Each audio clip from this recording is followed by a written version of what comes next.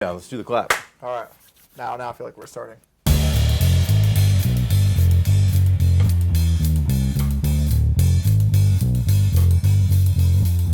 I'm here with Andrew from Helen Law Group today, and we're going to talk a little bit about unmarried parents' legal rights.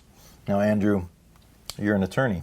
Would you like to start off our conversation with some sort of legal disclaimer? You know I wouldn't pass up the opportunity. So anything we talk about today obviously isn't any form of legal advice. The best form of legal advice is by talking to an attorney, because every case has different intricacies going on with it. So don't rely on a video or anything else to get any legal advice from. Fair enough. All right, let's jump right in. So more and more parents these days are unmarried, and so let's just ask the question, what are an unmarried parent's legal rights in terms of parenting?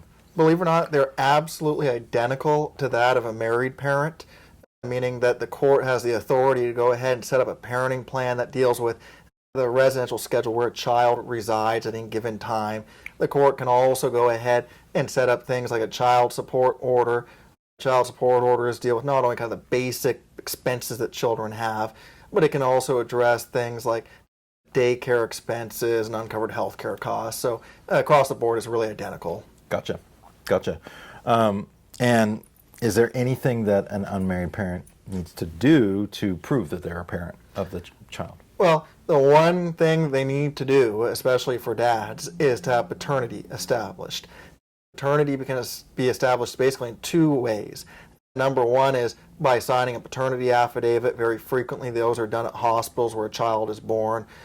They can be done after the fact as well. So that's one way. The other way to do it is legally through a court order. And if it's done through a court order, usually there's genetic testing involved. It's not very invasive. It's usually like a saliva swab that then helps establish that dad is in fact dad for the child. Yeah, and mom is on the birth certificate Absolutely. at the hospital, so it's kind of straightforward for moms. It's much easier. Got it. All right.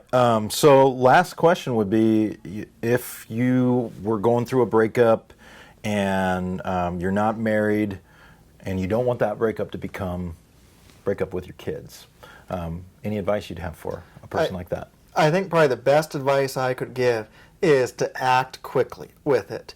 The reason I say that is because if, for example, you're not seeing your child as much as you want, or in fact, if you're not seeing your child at all, those are two times where you need to go talk to an attorney very quickly, because the longer that you let that go on, the more difficult it is to get out from underneath that. So it's very important to go talk to an attorney as fast as possible. Okay, and you would take their phone call? Absolutely, it's exactly what we do.